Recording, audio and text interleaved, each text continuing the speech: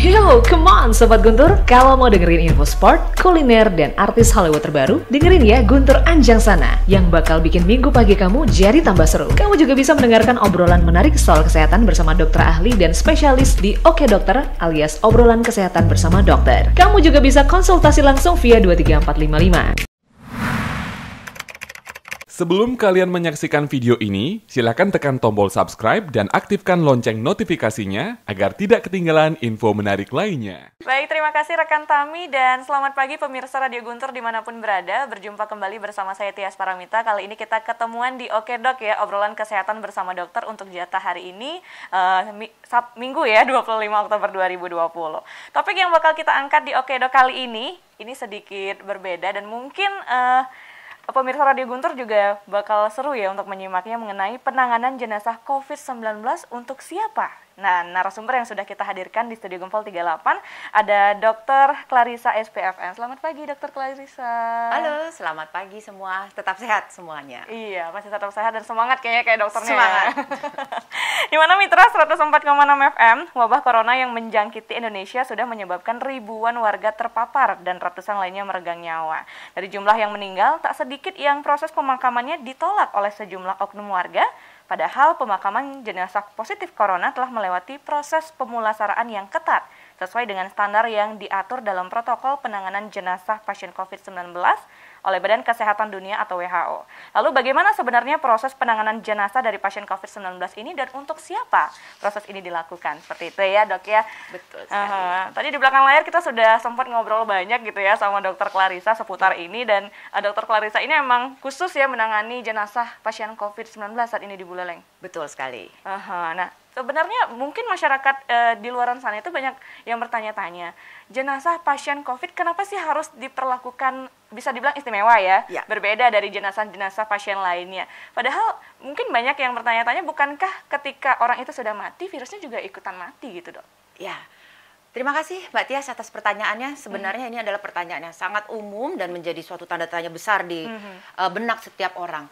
Ini menjadi menarik karena secara umum orang akan berpikir ketika seseorang itu meninggal dunia, maka seluruh tubuhnya itu kan akan berhenti berfungsi, gitu ya.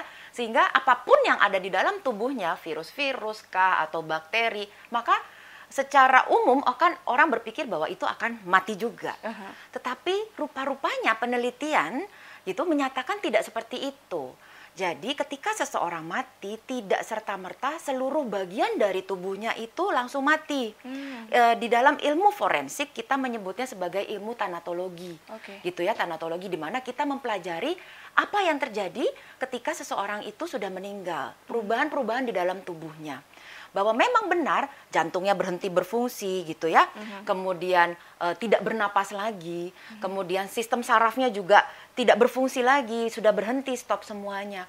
Tetapi rupa-rupanya bagian-bagian kecilnya itu ada yang masih dikatakan dia masih mampu bertahan karena masih ada sisa-sisa contohnya oksigen di dalam tubuh, yaitu di tingkat seluler gitu ya. Nah, kemudian kalau kita berbicara virus, nah virus ini ketika dia berada di dalam tubuh manusia, beberapa jenis virus, dia itu kan membutuhkan tubuh manusia atau bagian-bagian tubuh manusia itu untuk istilahnya numpang hidup. Ya, ketika seseorang nih, kalau kita pakai perumpamaan ya, kalau orang mau numpang hidup di rumah orang, selama di rumah orang itu masih ada makanan, ya kan dia masih bisa hidup di rumah orang itu. Dan itu yang berlaku pada si virus. Selama dia masih ada di dalam sel yang masih mampu atau masih menyimpan sisa-sisa regulasi dari oksigen tersebut, gitu ya, maka dia masih mampu untuk tetap bertahan. Tidak langsung mati saat itu ketika seseorang dinyatakan, oke, kamu mati. Itu yang pertama ya. Terus yang kedua, ada juga beberapa jenis virus yang dia malah mampu ketika misalnya sel ini dia kondisinya sudah tidak mampu bermetabolisme gitu ya. Kemudian istilah saya menggunakan bahasa yang lebih umum adalah si virus ini mampu bobo. Gitu dia bobo cantik dia di dalam si sel tubuh manusia itu gitu ya. Menunggu ketika ada asupan baru yang datang ke dia gitu. Nah, hal yang berikutnya lagi yang kita perlu perhatikan juga, ini karena kita berbicara lagi tentang virus, bahwa ternyata virus itu dia untuk hidup ada berbagai macam faktor. Bukan hanya masalah makanan nih, gitu ya. Ternyata suhu misalnya. Nah, Ada juga jenis-jenis virus tertentu yang ketika dia berada di suhu yang sangat rendah, misalnya katakanlah dia di minus gitu ya, minus 70 derajat, minus 2 derajat, minus 4 derajat, dia malah bisa bertahan di sana gitu. Dan ketika dia nanti kembali ke suhu normal lagi, dia bisa aktif kembali. Kurang lebih gambaran kasarnya seperti itu. Sehingga tidak bisa dikatakan bahwa secara serta-merta virus itu ketika seseorang dia mati, ya sebagai inangnya ya, tempat numpangnya hidup gitu ya, dia akan langsung mati juga. Gitu kurang lebih Mbak Tias. Oke, jadi bukan berarti ketika jantung sudah berhenti berdetak gitu ya, si virus itu ikutan mati juga. Betul. Mungkin perasaan ikut mati waktu itu, tetapi virus tidak. Virusnya gitu. enggak ya. Iya. Oke, berarti bisa dibilang perlu waktu untuk si virus ini ikutan bobok cantik ya, barengan sama badan yang sudah kehilangan nyawa itu. Berapa lama waktu yang diperlukan untuk virus ini hilang dari tubuh manusia? Oke, jadi kalau misalnya ditanya berapa lama dia akan hilang, mungkin saya akan hilang dalam arti dia tidak berfungsi lagi gitu ya, tidak mampu menulari. Nah, ini yang perlu penelitian lebih lanjut sebetulnya, karena akan berbeda-beda. Maksud saya berbeda-beda seperti ini. Andai kata tubuh manusia tersebut kemudian dilakukan kremasi, maka akan ada suhu tinggi gitu ya. Nah, ketika dia terkena suhu tinggi, otomatis dia akan mati. Kan gitu. Kurang lebih seperti itu ya. Nah, nanti kalau misalnya dia di dalam tubuh yang misalnya di dalam lemari pendingin gitu ya, maka kan dia bisa saja beberapa jenis virus dia bisa seolah-olah kayak bobok cantik tadi, yang ketika nanti dia kembali ke suhu normal, dia mungkin bisa aktif kembali, atau ketika dia diberi asupan tadi ya seperti makanan, oksigen gitu ya, dia bisa kembali aktif kembali. Aktifnya virus itu kan bukan seperti kita manusia ya, bisa berbicara dan lain sebagainya. Tetapi dalam artian dia mampu bereplikasi, membelah dirinya gitu ya, gitu. Kemudian nanti dia mampu tidak menyebabkan infeksi berikutnya. Kurang lebih seperti itu, Mbak. Oke, berarti bisa ada kemungkinan virus itu aktif kembali meskipun di tubuh jenazah gitu berarti, Dok? Iya. Nah, itu dia. Jadi ketika virus tersebut ada di dalam tubuh jenazah gitu ya, kan kita makanya harus diperlakukan secepat mungkin. Kenapa? Supaya kita bisa bersihkan jenazah itu dengan sebersih-bersihnya, kita perlakukan dengan sebaik-baiknya, supaya sisa-sisa virus itu tidak kemudian nanti bisa menulari orang lain yang akan memegang si jenazah berikutnya. Nah, virus itu bisa dalam bentuk apa gitu kan? Dia bisa nanti dia menebeng gitu ya, misalnya apakah di dalam cairan tubuhnya gitu ya, cairan tubuh jenazah tersebut. Bisa juga dia masih tersimpan di dalam aliran darahnya atau organ-organnya. Sekarang kan tergantung dari jenis virus itu sendiri gitu. Ya. Oke, seperti itu. Nah, lalu sebenarnya proses dari pemakaman untuk jenazah pasien COVID-19 ini bagaimana, Dok? Oh, baik. Jadi gini, kalau kita berbicara pemakaman untuk tata laksana jenazah COVID gitu ya, yang pasti kita harus berbicara mulai dari tahap awalnya ketika seseorang dinyatakan meninggal dunia gitu ya. Nah, ketika seseorang meninggal dunia kemudian memang sudah terdiagnosis dengan COVID, baik itu suspek, probable maupun terkonfirmasi dengan COVID gitu, maka pada orang tersebut harus dibungkus dengan plastik. Setelah dibungkus dengan plastik, maka dimasukkan ke dalam kantung jenazah. Nah, idealnya lagi sebetulnya dimasukkan ke dalam peti berbahan kayu.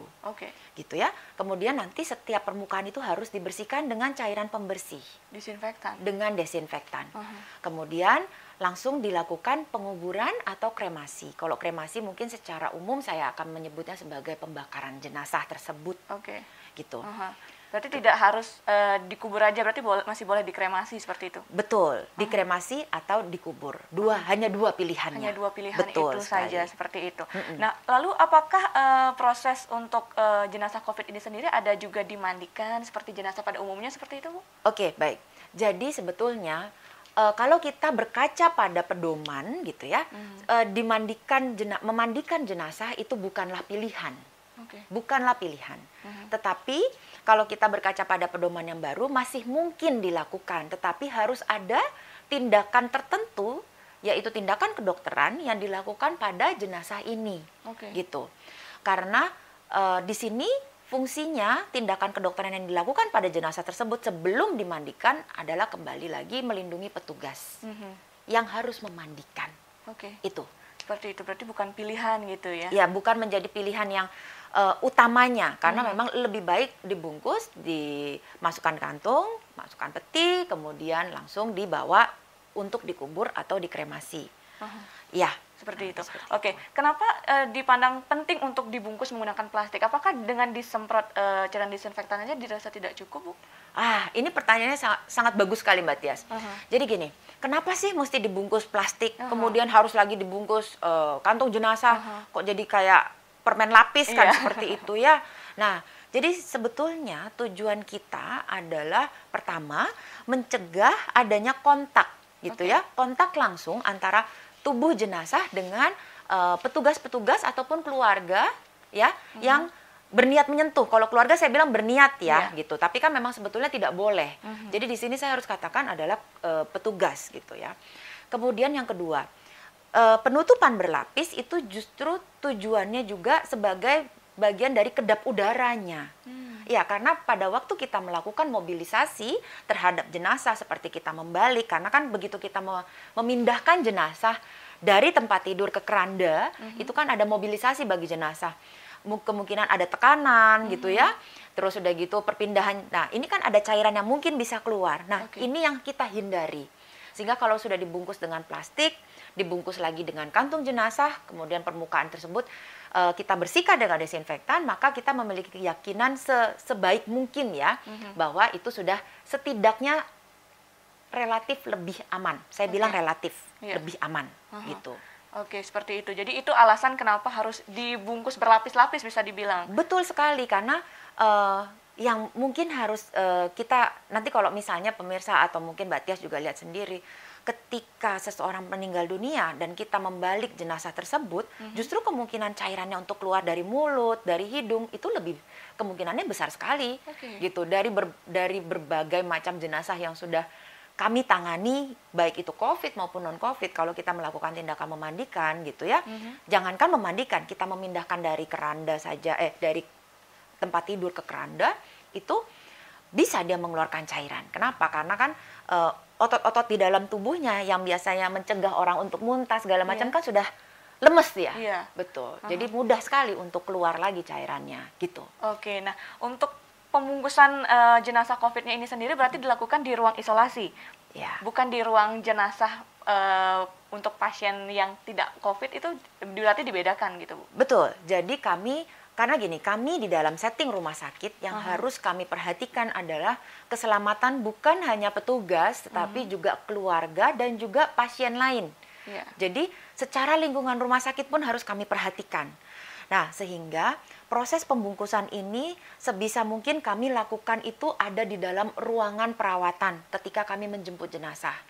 Gitu ya. Supaya ketika sudah menjemput jenazah, maka ketika kami membawa keluar, itu kan akan bersentuhan dengan udara-udara luar ya, itu bisa memberikan kenyamanan juga bagi yang lain gitu.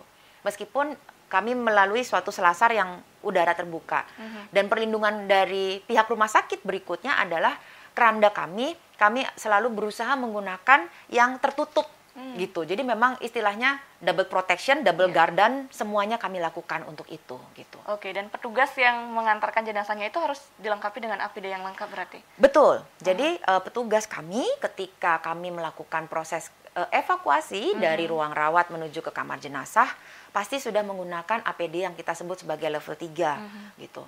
Nanti pada waktu proses pengeluaran dari kamar jenazah menuju ke mobil ambulans misalnya, nah ini tergantung lagi nih, tergantung dari tindakan apa yang sudah dikerjakan, gitu. Tapi yang utama perpindahan evakuasi dari ruang rawat menuju ke kamar jenazah itu memang sudah menggunakan APD-nya level 3. Oke, gitu. Harus wajib ya menggunakan APD level 3 seperti betul. itu. Nah, lalu apakah ada mungkin pengalaman yang Ibu lihat selama menangani jenazah pasien COVID ini, keluarga yang ingin melihat wajah ataupun jenazah dari pasien yang terkonfirmasi COVID ini sendiri?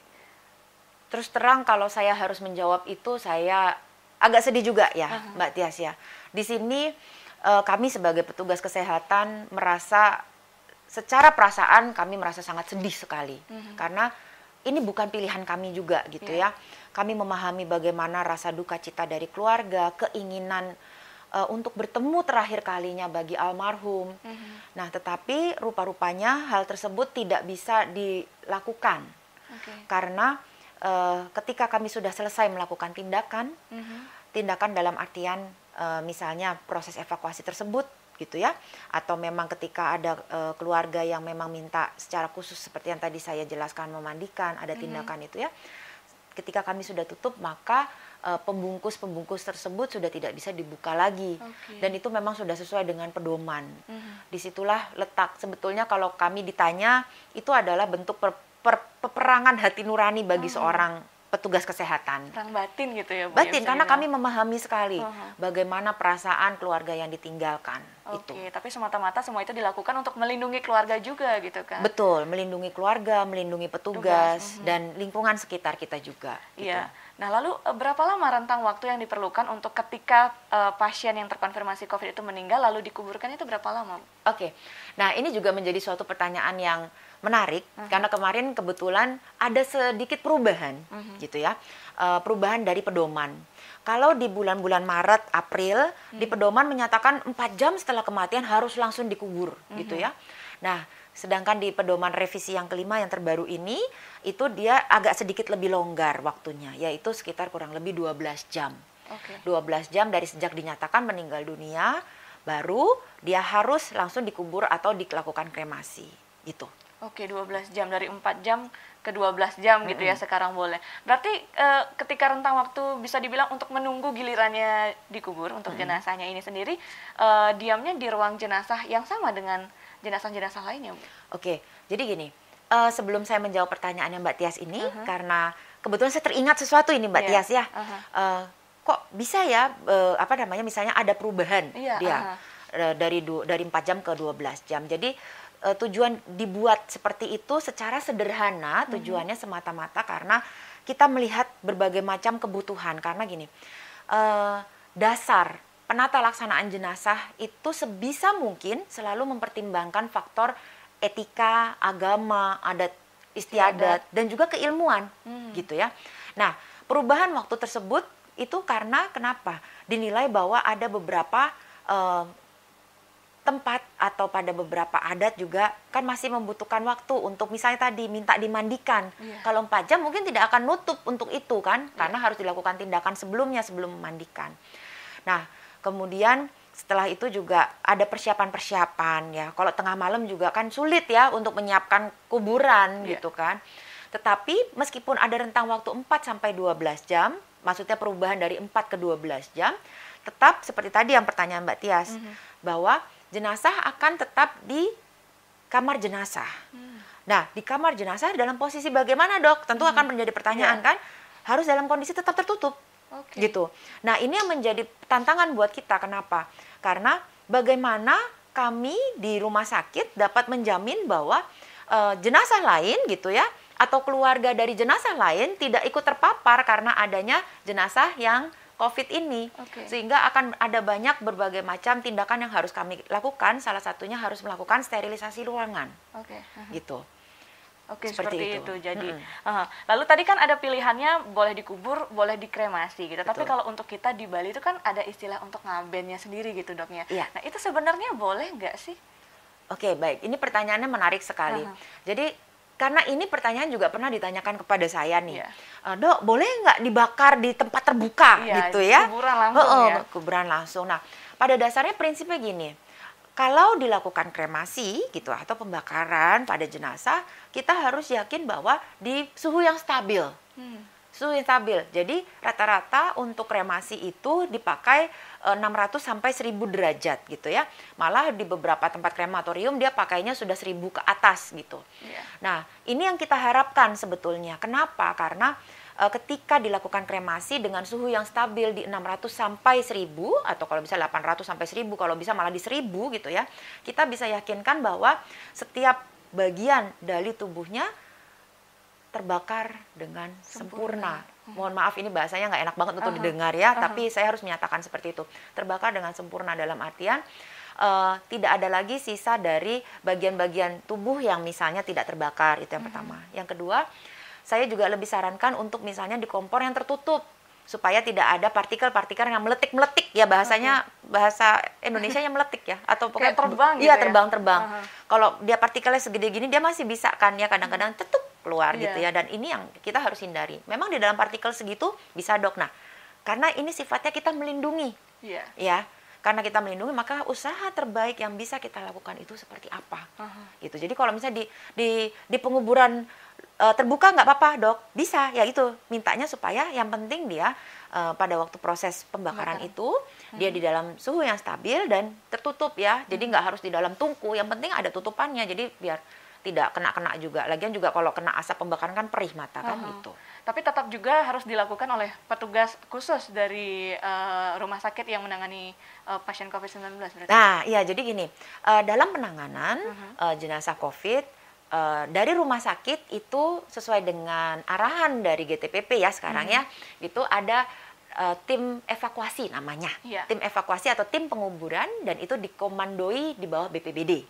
Nah, jadi ketika akan membawa dari rumah sakit jenazah tersebut ke tempat penguburan atau ke tempat kremasi, maka yang melakukan mobilisasi adalah petugas dari tim evakuasi tersebut.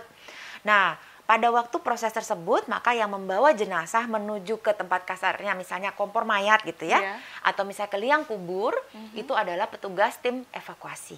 Nanti kalau tinggal menyalakan kan bisa dari petugas kuburannya gitu ya, atau petugas kompor mayatnya, tetapi yang membawa, sehingga yang kontak terakhir dengan jenazah tetap petugas.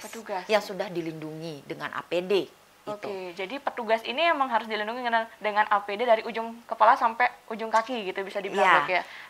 Karena kita melihat lagi nih, sekarang pada jenazah ini apa yang sudah kita lakukan, dalam artian tindakan apa yang sudah dilakukan. Nah, kalau misalnya dia sudah dilakukan pembersihan gitu ya, dimandikan, kemudian apalagi sudah dimasukkan ke dalam peti gitu, maka perlindungannya dari ujung kepala sampai ujung kaki dengan menggunakan sarung tangan gitu ya, apron atau celemek, dengan sepatu panjang. Tapi kalau memang kebanyakan karena memang tidak dipetikan gitu ya, karena sulit katanya mencari peti gitu kan, sehingga hanya dengan kantung jenazah. Kalau kantung jenazah tentu kami atau saya pasti tetap menyarankan pakailah APD terbaik yang ada gitu, karena pembungkusan dengan plastik itu belum tentu dia cairan itu akan kedap. Sedangkan begitu juga dengan kantong jenazah, karena idealnya memang kantong jenazah yang ada harusnya yang kedap air. Tetapi memang untuk benar-benar kedap air itu sulit gitu. Seperti itu. Lalu berarti jenazahnya ini sampai kantung jenazahnya langsung masuk ke liang lahat semua, Dok? Betul, betul. Tidak boleh dibuka berarti ya? Sudah tidak boleh dibuka lagi. Oke, berarti langsung dikubur gitu aja? Betul, langsung dikubur. Tapi setelah dikubur, biasanya kalau kita sekali lagi di Bali, di umat Hindu gitu, Dok, ya kan ada prosesi banten segala macam, seperti itu ya, persembahyangannya itu masih boleh dilakukan ketika sudah dikubur nih? Oh, kalau sudah dikubur tidak masalah. Tidak masalah, jadi silahkan melakukan. Malah untuk tanah penguburan itu juga ada standarnya ya, kurang lebih berapa meter penggalian gitu kan ya. Kalau sudah ditutup semuanya silahkan.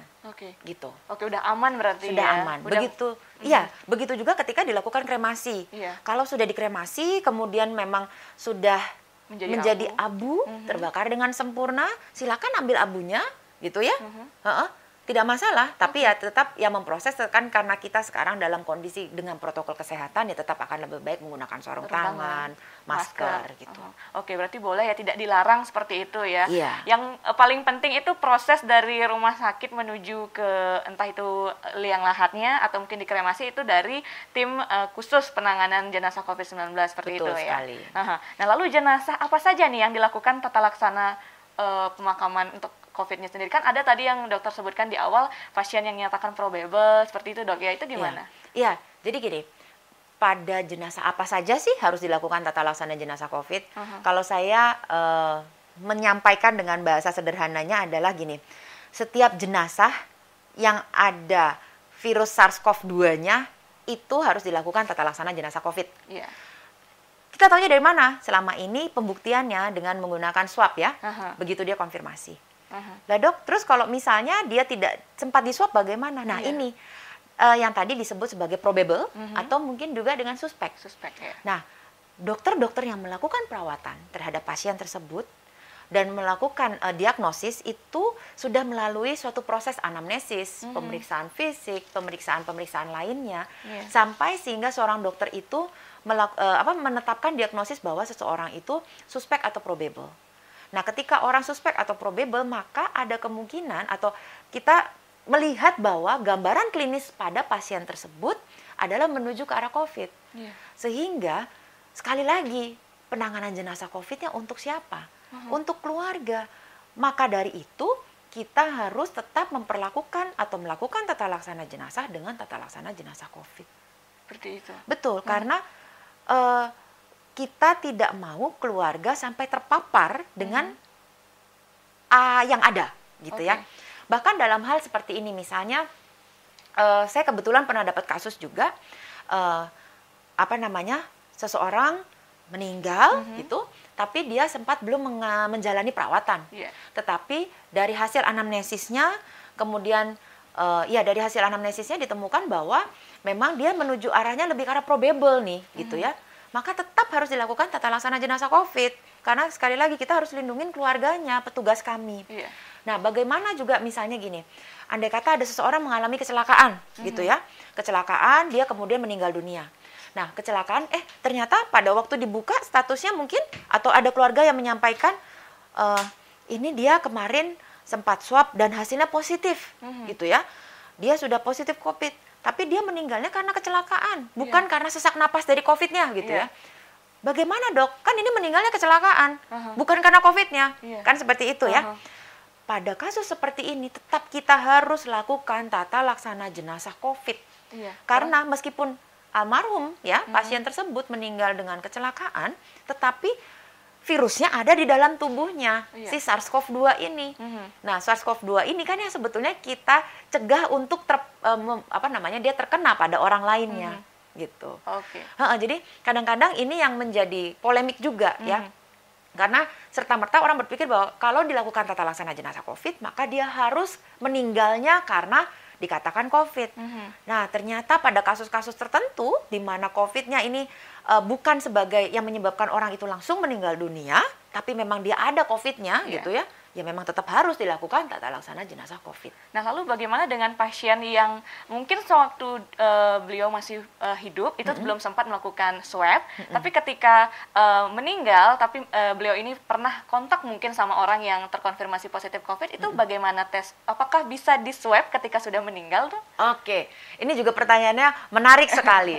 Jadi, apakah bisa dilakukan swab atau pengambilan apusan gitu ya pada pasien yang telah meninggal dunia? Saya jawab bisa, gitu ya, pada jenazah. Tetapi hal ini tidak menjadi suatu indikasi atau keharusan mutlak, karena ada beberapa faktor yang bisa mempengaruhinya, gitu.